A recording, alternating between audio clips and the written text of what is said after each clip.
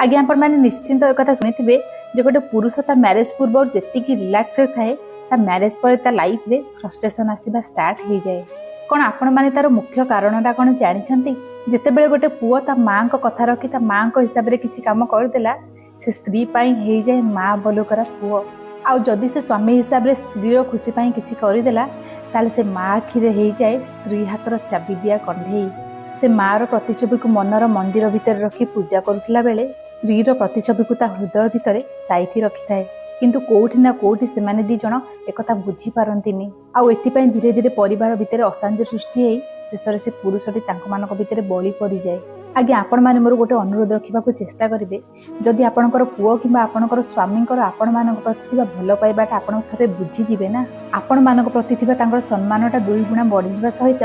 बहुत बड़ फ्रस्ट्रेशन बाहर करी आपण माने खुशी रे बंचिबार अधिकारटा दे पारिबे।